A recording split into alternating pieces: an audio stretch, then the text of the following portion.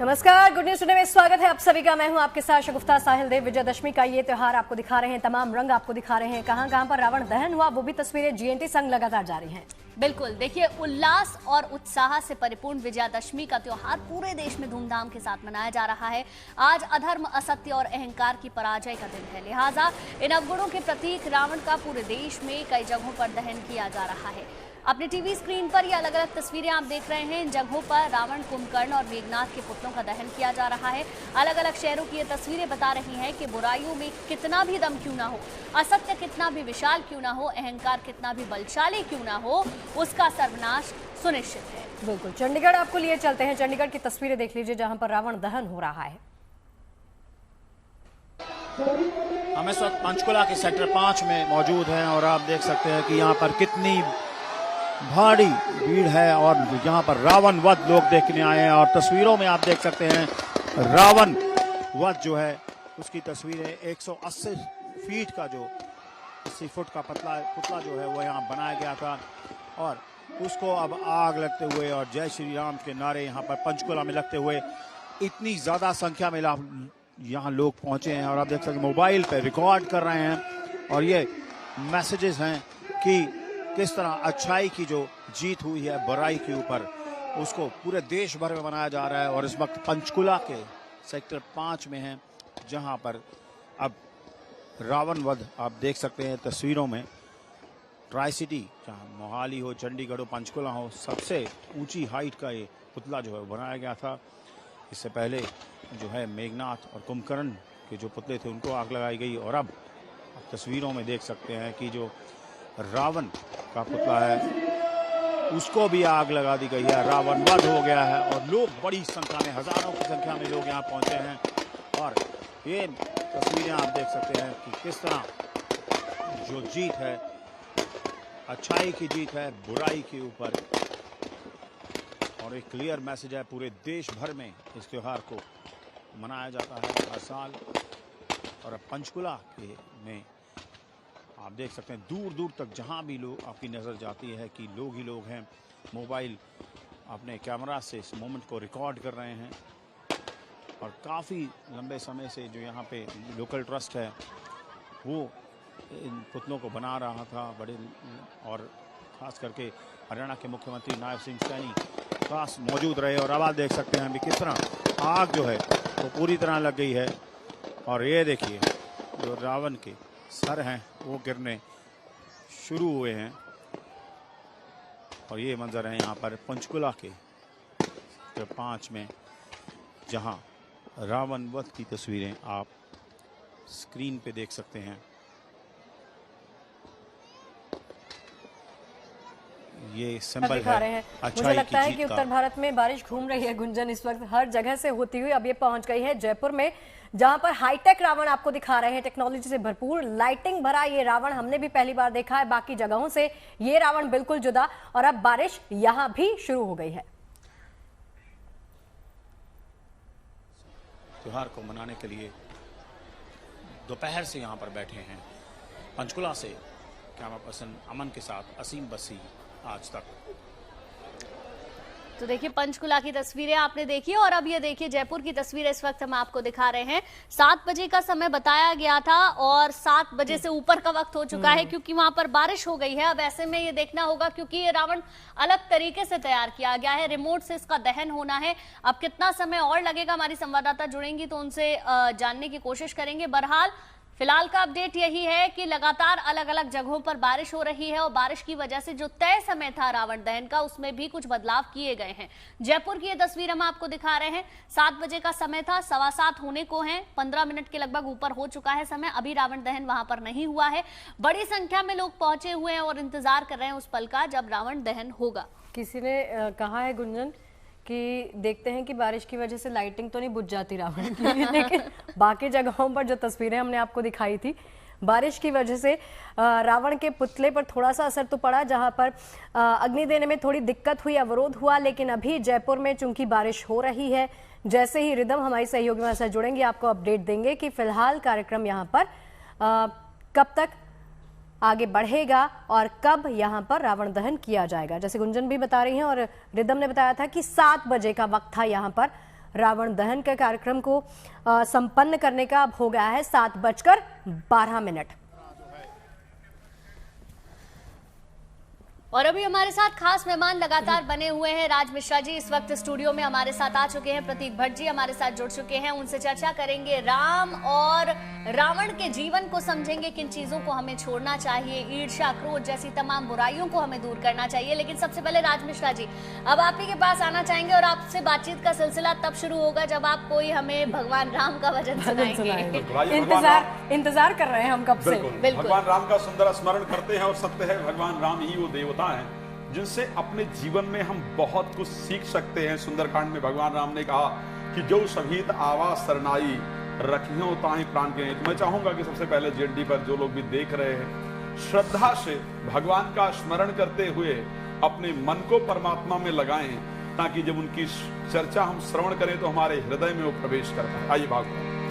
राजा राम राम राम सीता राम राम राम राजा राम राम राम सीता राम राम राम राजा राम राम राम सीता राम राम राम राजा राम राम राम सीता राम राम राजा राम राम राम सीता राम राम राम राजा राम राम राम सीता राम राम राम राजा राम राम राम सीता राम राम राम राजा राम राम राम सीता राम राम राम राजा राम राम राम सीता राम राम राम राजा राम राम राम सीता राम राम राम राजा राम राम राम सीता राम राम राम राजा राम राम राम सीता राम राम राम राजा राम राम राम सीता राम राम राम राजा राम राम राम सीता राम राम राम राजा राम राम राम सीता राम राम राम राजा राम राम राम सीता राम राम राम राजा राम राम राम सीता राम राम राम राजा राम राम राम सीता राम राम राम राजा राम राम राम सीता राम राम राम राजा राम राम राम सीता राम राम राम मंगल भवन मंगल हारी प्रभु सुदशरथ अजिर बिहारी। मंगल भवन मंगल हारी प्रभु सुदशरथ अजिर बिहारी। मंगल भवन मंगल हारी प्रभु सुदशरथ अजिर बिहारी। मंगल भवन अमंगल हारी प्रभु सुदशरथ अजिर बिहारी। धरत बिलो क्यों जब ही कपाला विधि के लिखे अंक निज भाला। मंगल भवन अमंगल हारी प्रभु सुदशरथ अजिर बिहारी। राजा राम राम राम सीता राम राम राम राजा राम राम राम सीता राम राम राम राजा राम राम राम सीता राम राम राम राजा राम राम राम सीता राम राम। एक बहुत विस्तार से क्यों रावण जब भी हम बुराई की बात करते हैं, बुराई चाहे जितनी बड़ी हो अच्छाई की विजय उस पर होती ही होती। आप सोचिए रावण के बारे में जब वर्णन किया जाता है, गोस्वामी तुलसीदास जी ने श्री रामचरितमानस में बहुत सुंदर शब्दों में लिखा है। क्या लिखते हैं?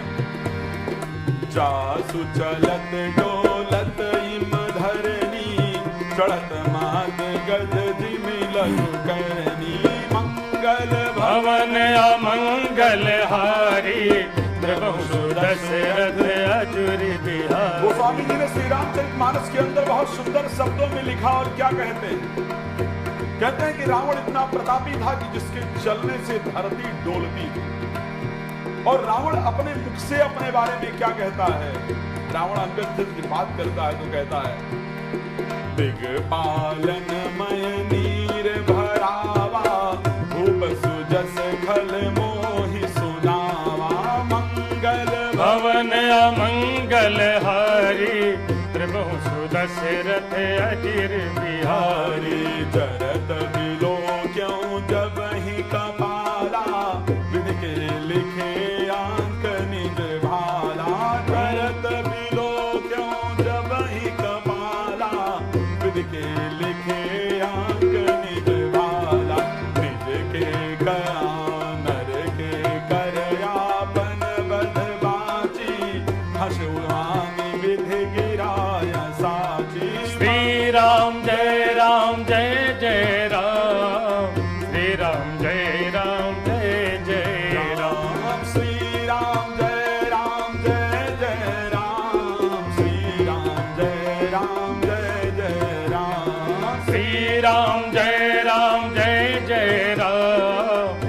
राम जय राम जय जय राम। श्री राम जय राम जय जय राम, श्री राम जय राम जय जय राम, श्री राम जय राम जय जय राम, श्री राम जय राम जय जय राम, श्री राम जय राम जय जय राम, श्री राम जय राम जय जय राम, श्री राम जय राम जय जय राम, श्री राम जय राम जय जय जो रावण राम। ने बहुत सुंदर बात सोची है, उसकी अगर हम प्रताप की बात करते हैं गुंजन जी रावण कहता है कि जब मैंने अपने लौटते हैं आपके पास, लौटते हैं आपके पास। अब बात को कंटिन्यू कीजिएगा। संजय जी हमारे सहयोगी हमारे साथ जुड़ गए हैं, संजय जी के पास चलते हैं। संजय जी दिखाइए।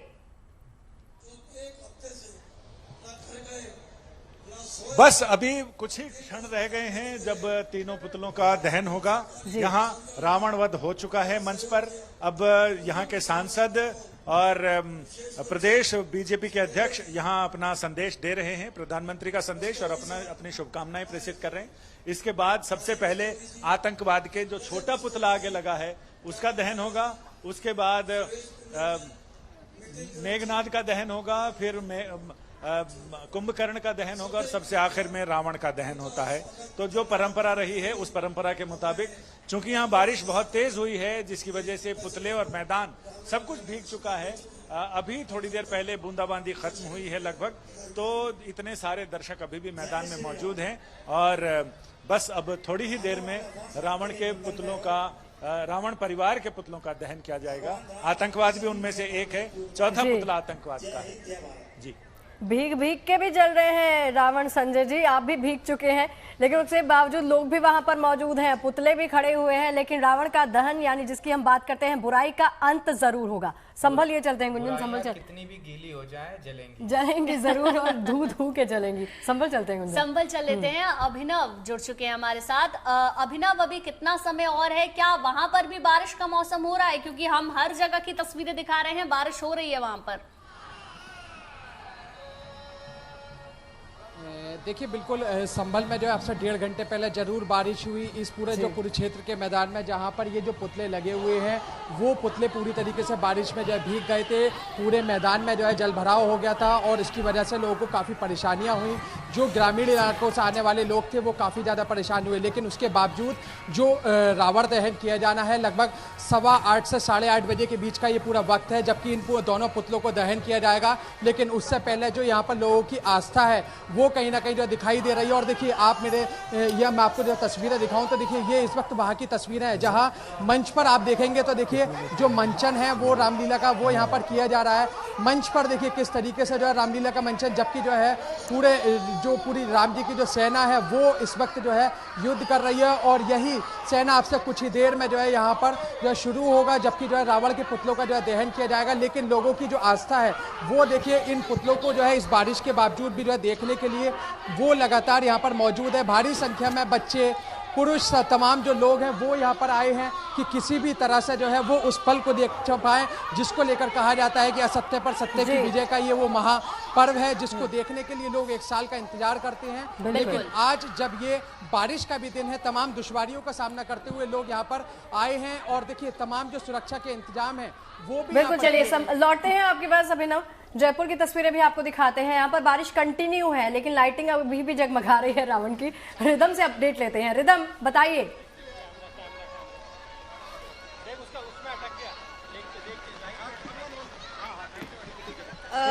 बिल्कुल, मैं आपको लगातार तस्वीरें दिखा रही हूँ कि यहाँ पे बारिश जो है वो बहुत तेज हो चुकी है और फिर भी यहाँ पे जो रावण है वो एज इट इज खड़ा हुआ है। बिल्कुल ऐसा नहीं लग रहा है कि ये गिरने वाला है या फिर यहाँ पे ऐसा नहीं लग रहा है कि यहाँ पे बिल्कुल व्यवस्था अच्छी नहीं की गई है, क्योंकि रस्सी से वो बिल्कुल उस तरीके से अभी तक बंधा हुआ है कि हिल नहीं रहा है। लाइट्स अभी भी पूरी तरीके से लगी हुई है। यहाँ पे अभी थोड़ी देर पहले श्री राम की सवारी निकाली गई थी, क्योंकि राम मंदिर में ठीक सामने रामलीला चलती है जहाँ से श्री राम यहाँ पे आते हैं रावण का वध करने। वो सवारी यहाँ से निकल चुकी है, पर तेज बारिश की वजह से उसको एक बार रोक दिया गया है। तेज बारिश के साथ तेज हवाएं चल रही है, जिसकी वजह से सभी लोग अभी बहुत ज्यादा परेशान दिखाई दे रहे हैं। हर कोई दूर दूर से आया था, जितने भी पर्यटक हैं, क्योंकि राजस्थान में हर समय 365 दिन बहुत ज्यादा पर्यटक रहते हैं, तो वो सब यहाँ पे आए हुए थे रावण दहन देखने। सबसे पुराने दशहरा मैदान है, पर सभी को इंतजार करना पड़ रहा है। कोई बिल्कुल किसी ना किसी शेड की छाया देख रहा है, कैसे ना कैसे उनको कोई भी प्लास्टिक का पीस मिल जाए, छाता मिल जाए। अभी सिर्फ यही चल रहा है कि कब ये रावण दहन बिल्कुल होगा। रिदम, देखिए दिक्कतों के बावजूद भी रावण का अंत तो होना ही है। गुंजन, ऐसे नहीं लग रहा रावण कह रहा है आज नहीं कल जल लेता हूँ, है ना, आज थोड़ा सा डिले हो गया है कार्यक्रम, आज मूड नहीं है। लेकिन देखो ना, इसका दूसरा पहलू ये भी है, मतलब आप ठीक कह रहे हो, लेकिन दूसरा पहलू ये भी है कि रावण की जगमगाहट में कोई कमी नहीं आ रही है, वैसा का वैसा ही है रावण। बारिश का कोई असर नहीं हो रहा, बारिश का कोई असर नहीं है, तो फिर मुझे लगता है रावण का दहन भी होगा ही। अच्छा रिदम, एक चीज और बताइए जरा, क्या कुछ टाइमिंग अभी कंफर्म हो पाई है कि कितने टाइम में रावण दहन हो जाएगा? क्योंकि वैसे भी ये डिजिटल रावण है। आधा घंटा ऊपर हो चुका है, 7 बजे का वक्त था, 7:23 हो गए हैं।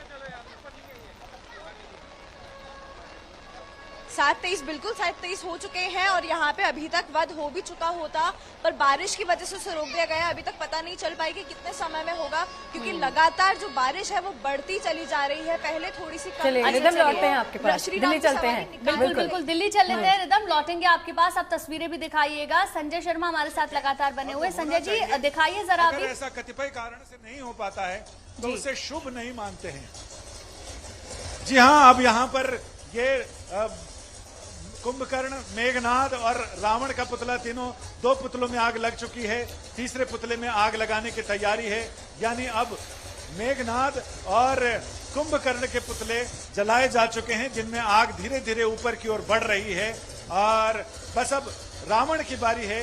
रावण के पुतले में आग लगाने के साथ ही जो विजयादशमी का पर्व और त्योहार और परंपरा संजय जी, आपकी आवाज कट गई थी उस दौरान, आप क्या बता रहे थे कि क्या अशुभ होता है, क्या बारिश का होना, या फिर आप कौन सी बात बता रहे थे? बताइए जरा हमारे दर्शकों को और हमें भी।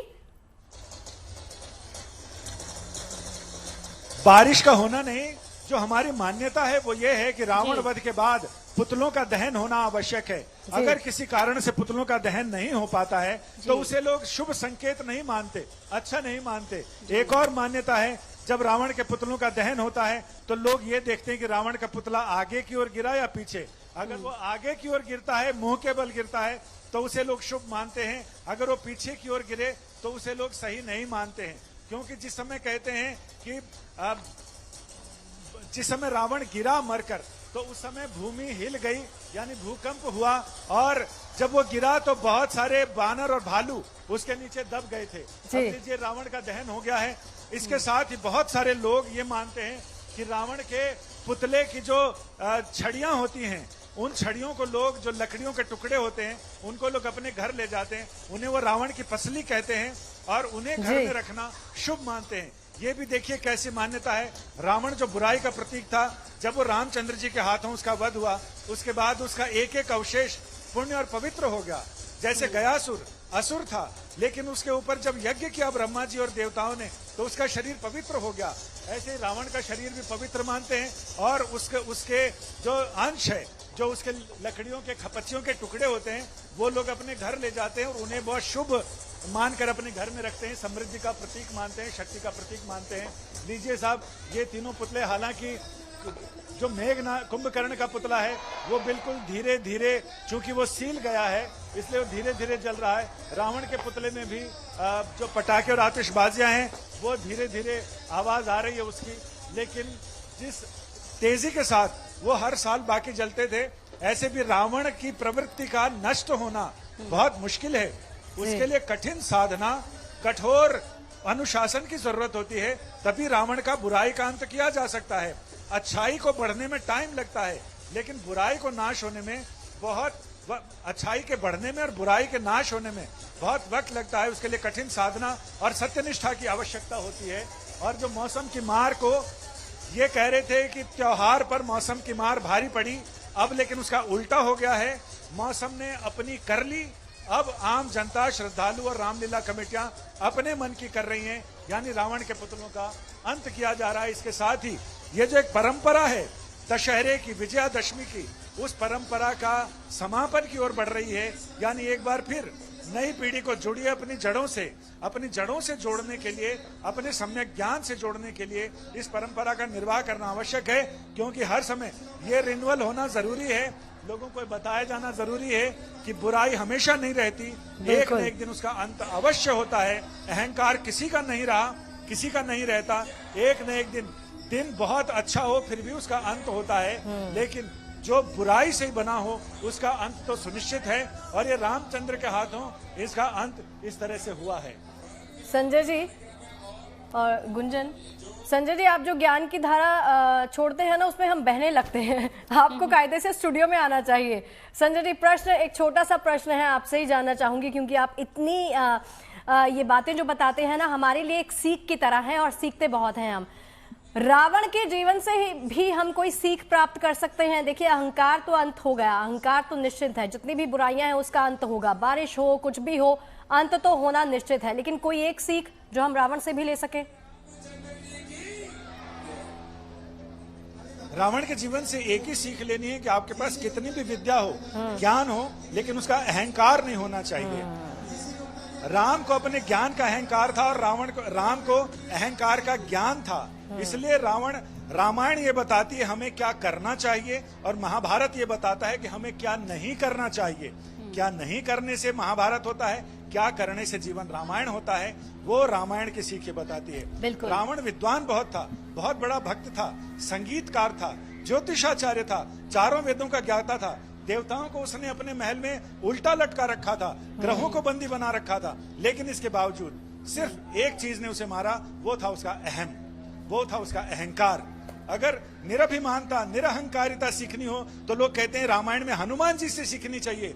हनुमान जी इतने बलशाली, इतने पराक्रमी थे, लेकिन हनुमान जी जब अशोक वाटिका पहुंचते हैं, समुद्र उल्लंघन करके, सीता जी पूछती है कि पुत्र तुम कौन हो, तो हनुमान जी ने ये नहीं कहा, अरे माता अपन को नहीं पहचाना, कोई नहीं आ पाया, सिर्फ मैं आया, मैं। लेकिन हनुमान जी ने कहा कि राम दूत मैं मातु जानकी, मैं सिर्फ राम जी का दूत हूं, और ये मैं पूरे हलफनामे के साथ सत्य शपथ करुणा निधान की शपथ के साथ कहता हूं कि मैं सिर्फ भगवान राम का दूत हूं। बिल्कुल, तो और यही सारी चीजें हमें सीखनी चाहिए। संजय जी, जो बातें आप बता रहे हैं, रामायण के आप किसी भी प्रसंग को पढ़ लीजिए, और बहुत अच्छी बात आपने बोली कि रावण के जीवन से हमें बस यही समझना चाहिए कि किसी भी तरीके से अहंकार हमें नहीं रखना है। बहरहाल दिल्ली का रावण तो आपने जलवा दिया है, जयपुर का रावण अभी वैसा का वैसा ही खड़ा हुआ है। हमें भी इंतजार है कब रावण का वहां दहन। लगातार तस्वीरें हम आपको दिखा रहे हैं विजयादशमी की, अलग अलग जगह से तमाम तस्वीरें लगातार गुड न्यूज टुडे पर आप देख रहे हैं। हर जगह का रावण जल चुका है, लेकिन मुझे पता है आपके दिल में क्या है, ये देखना चाहती हैं बड़ी बेसब्री से कि जयपुर का रावण अभी खड़ा है, वो कब बैठेगा, कब झुकेगा, बुराई का अंत कब होगा। ये तस्वीरें देखिए, लाइटनिंग वाला रावण देख लीजिए, टेक्नोलॉजी वाला रावण। अभी भी इंतजार किया जा रहा है कि कब ये रावण खत्म होगा, इसका अंत कब होगा। लेकिन प्रतीक जी आपके पास आते हुए। बिल्कुल प्रतीक जी, देखिए ये तस्वीरें तो हम दिखाएंगे ही अपने दर्शकों को। डिजिटल रावण है, रिमोट से इसका दहन होना है, समय भी काफी आगे बढ़ चुका है, लेकिन हम बात लगातार कर रहे हैं अहंकार के विनाश की, सत्य के जीत की। तो उसके बारे में बताइए। हर साल हम बनाते हैं विजयादशमी, और एक एंटरटेनमेंट के तौर पर इसको देखते हैं, लोग जाते हैं, लेकिन सीख कुछ नहीं लेते। समस्या यही है, ये सिर्फ मेला रह गया है, और मेला में सिर्फ आपको चाट पकौड़े खा के आ जाना है। ये एक प्रॉब्लम है इस देश की। और दशानन की 10 बुराइयां का प्रतीक थे रावण, हम उसकी तो बात ही नहीं कर रहे हैं। मैं कह रहा हूं 10 छोड़िए, मैं कहता हूं कलयुग में 6 तरह की बुराई हैं: काम, क्रोध, लोभ, मोह, भय, और छठी अहंकार। इन 6 रावण के जो सर हैं, इनका वध जरूरी है। अगर हर व्यक्ति आज ये प्रण ले, विजयदशमी कहा जाता है विजय का उत्सव है, रावण पर जीत है राम की, तो आप भी ये प्रण लें कि मैं भी आज से काम, क्रोध, लोभ, मोह, भय, अहंकार इनका त्याग कर दूंगा, तब एक समाज बेहतर होगा, तब हम राम राज्य की कल्पना कर पाएंगे। अदरवाइज आप सिर्फ मेले तक सीमित रहेंगे, इसे सिर्फ इंटरटेनमेंट तक सीमित रहेंगे, या आतिशबाजी से तक सीमित रहेंगे, तो कोई फायदा नहीं है। निश्चित तौर पर जैसा रावण दहन में बुराइयों का अंत होता है, आपको भी अपने अंदर, चाहे इन 6 में से एक ही लीजिए, काम, क्रोध, लोभ, मोह, भय, अहंकार में से एक लीजिए, इस अगले 1 साल तक मैं इस बुराई को दूर कर दूंगा, अगले साल मैं दूसरी करूंगा, तब कहीं आप सत्य निष्ठा के कार्य पर अग्रसर हैं, तब कहीं आप मर्यादा पुरुषोत्तम की इस पृथ्वी को खास तौर से मर्यादित कर रहे हैं। और जैसा कि गुंजन जी आपने एक चीज पूछी थी, उसको जरूर शगुफ्ता जी यहाँ ऐड करना चाहेंगे। रावण से क्या सीखा जा सकता है? कहते हैं जब रावण का मृत्यु शैया पे थे तो राम जी ने लक्ष्मण को उनके पास भेजा। उन्होंने कहा कि जाइए उनसे ज्ञान लेके आइए, उनके जैसा ज्ञानी कोई नहीं इस धरती पर। वो गए और वापस चले आए राम जी के पास। लक्ष्मण कहते हैं मैं उनसे आग्रह करता रहा, उन्होंने कुछ नहीं बोले। उन्होंने कहा आप कहाँ खड़े थे? उन्होंने कहा उनके सर के पास। उन्होंने कहा जाइए उनके पैर के पास खड़े हुए, वो आपसे बहुत ज्यादा ज्ञानी है। फिर गए लक्ष्मण, उनके पैर के पास खड़े हुए और कहा कि आपसे मुझे कुछ ज्ञान चाहिए। उन्होंने कहा 3 चीजें आपको आज मैं बताता हूं। शुभम मतलब कोई भी काम शुभम शीघ्रम, कोई भी शुभ कार्य जितनी जल्दी हो कर देना चाहिए। तो हमारे यहाँ इसलिए कहा जाता है चटमंगनी पट ब्याह, इसीलिए कहा जाता है। रावण की ये एक सीख थी। दूसरी सीख, अपने किसी भी शत्रु को तुच्छ ना समझे। कहते हैं मैंने इस वानर सेना को तुच्छ समझा, मैं जानता था राम बलशाली हैं, लेकिन इन वानर सेना के दम पे कैसे जीतेंगे? ये जो हनुमान जी उनके दूत बन के आए थे, ये मेरा क्या बिगाड़ लेंगे? तो इसलिए किसी भी शत्रु को तुच्छ ना समझिए। और तीसरी चीज, अपने रहस्य गुप्त भेद किसी को ना बताएं। कहते हैं इतने दिन तक युद्ध चला और राम मेरा बाल भी बाका नहीं कर पाए इस युद्ध में, लेकिन जहां खास तौर से मेरा विभीषण, जिसको मेरा गुप्त राज पता थे, वो उनको पता चला और मैं मर गया। तो कहते हैं इन 3 चीजों का त्याग होना चाहिए। अपनी गुप्त बातें जो बहुत महत्वपूर्ण है किसी को ना बताएं। शुभम करोति, शुभ कार्य में जरा भी देरी ना हो और किसी व्यक्ति को तुच्छ ना समझें। और यही आता है अहंकार की वजह से। इसलिए मैं कहता हूं सबसे पहले अगर त्याग करना है आपको विजयदशमी में, तो अहंकार का करिए। विजय मुहूर्त है आज, रवि योग है, शुकर्मा योग है। इस तरह के योग हर बार नहीं बनते। रवि योगी कहा जाता है। सूर्य चंद्र की बड़ी युति जब चंद्रमा से सूर्य चौथे 9वें 11वें और 20वें नक्षत्र में होते हैं, सब जीत के प्रतीक हैं। तो आज के दिन अपनी जीत के लिए आगे बढ़िए और राम की पूजा करिए, राम रक्षा स्तोत्र का पाठ करिए और एक बुराइयां का त्याग आज जरूर कर दीजिए। बिल्कुल। लेकिन आपको लगता है प्रतीक जी संभव है कलयुग में इतनी बुराइयों का नाश करना? बुराइयों से तो हम भरे पड़े हैं। क्यों नहीं संभव? अंत कैसे होगा? क्यों नहीं संभव है? क्या शगुफ्ता जी आपको रोज प्रेजेंट करना है इस चैनल को, ठीक है, आप इस चैनल को प्रेजेंट करने के लिए फिट रहना पड़ता है, तो आप बहुत चीजों का त्याग करती है ना, तेल मसालों का, तो ये भी तो त्याग है। तो बढ़िया एग्जाम्पल है ये। जी, भय क्रोध लोभ अहंकार क्यों नहीं त्याग किया जा सकता है? निश्चित तौर पर अगर मैं पूजा पाठ करता हूं और मैं रोज नहाता हूं ना, चाहे सर्दी कितनी भी हो, मेरा गीजर चले ना चले, तो ये इस तरह के त्याग क्यों नहीं किए जा सकते? हम हर चीज अपने लिए कर रहे हैं क्योंकि आपको पता है आपको फिट रहना है, इसलिए आप कर रहे हो एक्सरसाइज।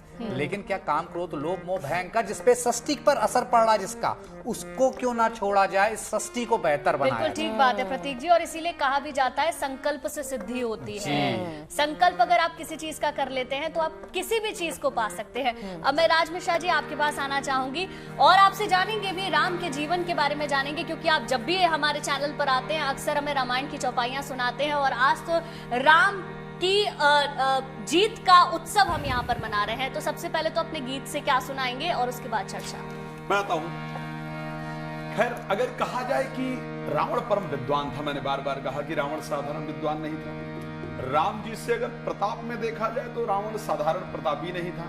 क्या डिफरेंस था कि राम जी में और रावण? इस विषय को जानना बहुत महत्वपूर्ण है। श्री रामचरितमानस के अंदर 2 वाक्यों का बड़ा सुंदर वर्णन आता है। एक सुमंत, जो कि अगर देखा जाए तो मंत्री के पद पर आसीन है अयोध्या के अंदर, और जब वो आते हैं राम जी को राज्याभिषेक की तैयारी के बारे में बताने के लिए, तो गोस्वामी तुलसीदास जी ने लिखा है कि आदर कीन पिता सम देखा। एक मंत्री को भी जो उनके यहाँ कार्य करने वाले व्यक्ति हैं उनको पिता के समान देखते हैं भगवान राम। और वहीं रावण के नाना जब माल्यवंत जी रावण को समझाने का प्रयास करते हैं, गोस्वामी जी ने कहा है कि तुमको डांट कर भगा देता है। माल्यवंत सजीव सयाना तास वचन सुनिए दुख माना, तात अनुस्तो नीति विभूषण सोर धरो, जो कहा विभीषण, तो वहां वो अपने नाना को भी डांट करके भगा देता है। एक राम है जो अपने पिता के वचन को पालन करने के लिए अयोध्या को छोड़कर वन चले जाते हैं, और एक रावण है जो अपने पिता समान नाना को भी असम्मानित करके भगाता है। तो यही डिफरेंसेस है।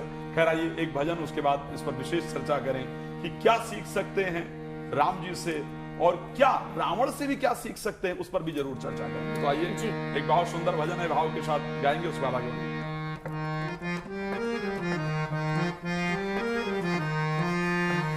गोस्वामी तुलसीदास जी ने लिखा है कि तब लग कुशल न जीव कहूं सपने हो मन विश्राम और जब लग भजतन राम कहूं शोक धाम तज काम। इस मन में तब तक प्रसन्नता नहीं आ सकती है जब तक भगवान राम हमारे हृदय में विराजमान न हो। इस संसार की सारी सुख समृद्धि भी प्रसन्नता नहीं दे सकती है। तो आइए हम अपने हृदय की झोपड़ी में भगवान राम को बुलाने का प्रयास करें।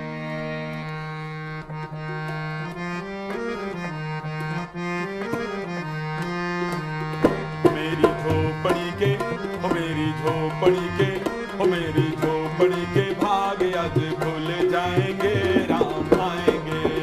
मेरी झोपड़ी के भाग आज चल जाएंगे राम आएंगे। राम आएंगे आएंगे राम आएंगे। हाँ राम आएंगे आएंगे राम आएंगे। हाँ राम आएंगे आएंगे राम आएंगे। राम आएंगे आएंगे राम आएंगे। हाँ मेरी झोपड़ी के हो मेरी झोपड़ी के हो मेरी झोपड़ी के भाग आज खुल जाएंगे राम आएंगे। मेरी झोपड़ी के भाग आज खुल जाएंगे राम आएंगे। राम आएंगे तो अंगना सजाऊंगी। हाँ राम आएंगे तो अंगना सजाऊंगी। हाँ दिया जला के दिवाली मैं मनाऊंगी। हाँ दिया जला के दिवाली मैं मनाऊंगी। हाँ मेरे जन्मों के हो मेरे जन्मों के हो मेरे जन्मों के सारे पाप मिट जाएंगे राम आएंगे। मेरी झोपड़ी के भाग आज खुल जाएंगे राम आएंगे। राजा राम राम राम सीता राम राम राम राजा राम राम राम सीता राम राम राम राजा राम राम राम सीता राम राम राम राजा राम राम राम सीता राम राम राम। राम झूलेंगे तो झूला मैं झूलाऊंगी। हो राम झूलेंगे तो झूला मैं झूलाऊंगी। हाँ गीत मीठे मीठे गा के मैं सुनाऊंगी। हाँ गीत मीठे मीठे गा के मैं सुनाऊंगी। हाँ मेरे जन्मों के हो मेरे जन्मों के हो मेरे जन्मों के सारे पाप मिट जाएंगे राम आएंगे। क्या बात है। देखिए इसी के साथ ये तस्वीरें भी देख लीजिए। मुझे और गुंजन को सबसे ज्यादा इंतजार था, जैसे बच्चों को रहता है कि जयपुर में रावण दहन कब होगा, वो हो गया है। ये लाइटिंग वाला रावण आखिर धू धू करके कैसे चला है, वो तस्वीरें आपके सामने हैं। बिल्कुल देखिए सीधी तस्वीरें हम आपको दिखा रहे हैं। डिजिटल रावण तैयार किया गया था, समय में थोड़ी देरी हुई। 7 बजे रावण दहन यहाँ पर होना था और करीब 8 बजने ही वाले हैं। महज 10 मिनट का वक्त बचा हुआ है। रावण दहन यहाँ पर भी हो चुका है। कई जगहों पर समय में बदलाव हुआ क्योंकि बारिश बहुत ज्यादा हो गई थी, इसकी वजह से कुछ बदलाव करने पड़े और इंतजार हमें इसी बात का था कि जयपुर का रावण आखिर कब जलेगा। बहरहाल खूबसूरत दृश्य है। रावण दहन यहाँ पर हो चुका है, रिमोट के जरिए यहाँ पर दहन किया गया है। करीब 2 महीने का समय लगा इस रावण को तैयार करने में। इसमें भी पटाखे हैं। मैं ये सोच रही थी कि सिर्फ लाइट के जरिए जलाया जाएगा, लेकिन प्रतीक जी हंस रहे हैं। प्रतीक जी देखिए ये आकर्षण का केंद्र बना है। ऑडियंस यहाँ पे बड़ी संख्या में पहुंची है सिर्फ इसी चीज को देखने के लिए और डिले किया गया इसी वजह से। तो मैं हमेशा कह रहा हूँ आपको जरूर जाना चाहिए, लेकिन माता पिता की जिम्मेदारी। बच्चे तो यहाँ एंजॉय कर रहे हैं, इसे एंटरटेनमेंट समझ रहे हैं और होना भी चाहिए। यही मैं भी यही करता था अपने बचपन में, लेकिन मेरे माँ बाप जरूर मुझे ये सीख देते थे ये क्यों हो रहा है, इसके पीछे वजह क्या है, आपको क्या त्यागना है। अगर उसे भी हम आत्मसात कर लें अपने जीवन में तो शगुफ्ता जी तब कहीं ना कहीं हम मर्यादा पुरुषोत्तम ने जो परिकल्पना करी थी इस सृष्टि की, जो श्री कृष्ण ने करी थी, हम कहीं ना कहीं उसका समावेश देख पाएंगे। प्रॉब्लम क्या है, सिर्फ हम आतिशबाजी तक अगर सीमित हैं तो फिर कहीं ना कहीं एक इशू है। आई थिंक छोटे बच्चों के लिए तो चलिए एंटरटेनमेंट का जरिया होता ही है, माँ बाप लेकर तो जाते हैं। कहते हैं आपको अपने बच्चों के साथ 5-8 साल तक सिर्फ और सिर्फ फ्रेंडली बिहेवियर करना चाहिए। 8 से 18 तक कठोर हो जाना चाहिए, उसके बाद वापस दोस्त बन जाना चाहिए। तो इसीलिए 8 साल से बच्चा अगर आपका अनुभव है तो ये समय है कि आप उसे वेदों के बारे में बताएं, रावण की पूरी स्टोरी समझाएं। आज किस चीज का बलिदान हो रहा है, किस चीज का त्याग हो रहा है, विजयदशमी क्या है, मेला नहीं है ये विजयदशमी है। और किन चीजों किन बुराइयों के प्रतीक पर विजय हुई थी, एक एक को बताएं उनको। ये 10 बुराइयां थी रावण के अंदर, उन पर विजय है। जब आप उन्हें समझाएंगे तो इंटरेस्टिंग स्टोरी है। प्रतीक जी गलत है, मेला है, झूले हैं, कितना कुछ है। ये हम मेले में जाया करते थे, हमें बोल के यही ले जाया करते थे कि मेले में चलते हैं, रावण दहन आपको दिखाया जाएगा। लेकिन आपको गुंजन को भी इनफैक्ट इंटरेस्ट था झूलों में। और आपको सब लेकिन पता है कि ये क्यों है। आज की जो जनरेशन आ रही है जिसे आप जेनजी कह रहे हैं, उनको भी पता, लेकिन मुझे लगता है उसके बाद जो आ रही है उनको तो पता ही नहीं होगा। उन्हें लगता है बस एक रावण है और उस दिन एक आतिशबाजी होती है और जलाया जाता है। ये वहां तक सीमित ना रह जाए। ये आपकी और हमारी जिम्मेदारी है कि आने वाली पीढ़ियों को भी सशक्त करके जाए। बिल्कुल। चलिए, डिजिटलाइज्ड रावण की गुंजन हम बात कर रहे हैं, लेकिन ये असली रावण का दहन कैसे किया जा रहा है वो तस्वीरों के माध्यम से आपको दिखा रहे हैं। यहाँ पर दहन किया जा रहा है रावण का, और बारिश की वजह से जो डिले हुआ वहाँ पर वो पूरी तरीके से खराब हो चुकी हैं। जिस तरीके से सोचा गया था वैसे रावण दहन वहाँ पर नहीं हो रहा है। जैसे हमने सारी जगह देखा था उसी तरीके से यहाँ पर भी रावण दहन की जो प्रक्रिया है उसे पूरा करा जा रहा है।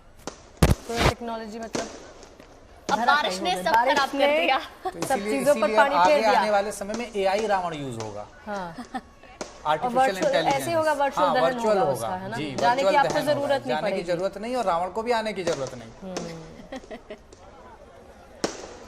और हाल देखिए, जयपुर से ये तमाम तस्वीरें हम आपको दिखा रहे हैं। लगभग सभी जगह पर रावण दहन हो चुका है। 6:15 बजे से लेकर 7:30 बजे तक ज़्यादातर जगह पर समय तय किया गया था, लेकिन अलग अलग जगह पर बारिश होने की वजह से उसमें कुछ देरी देखने को मिली। बहरहाल जयपुर की तस्वीरें, पटाखे वहाँ पर फोड़े जा रहे हैं, जय घोष जय श्री राम का हर तरफ सुनाई दे रहा है, और उन सब के बीच में जो डिजिटल रावण था बहरहाल उसका दहन किया जा रहा है, उसे आपके हवाले किया है। बत्तियां गुल हो गई हैं रावण की, और आखिरकार यहाँ पर भी जयपुर की तस्वीरों का हमें बेसब्री से इंतजार था। वो तस्वीरें आपके सामने हैं। रावण दहन यहाँ पर भी कर दिया गया है, और तमाम बुराइयों का अंत इसी के साथ आज हो गया है। अच्छा गुंजन, ये बताओ कौन सी बुराई का अंत करना चाहोगे? मतलब ऐसे तो तुम में कोई बुराई है नहीं, अच्छी लड़की मैं तुम्हें कहती हूँ, लेकिन फिर भी तुम्हें लगता है कि कुछ ऐसी चीजें हमारे अंदर हैं जिनका आज हमें अंत कर देना चाहिए कि हाँ, यही स्वाहा कर दो और आगे बढ़ो?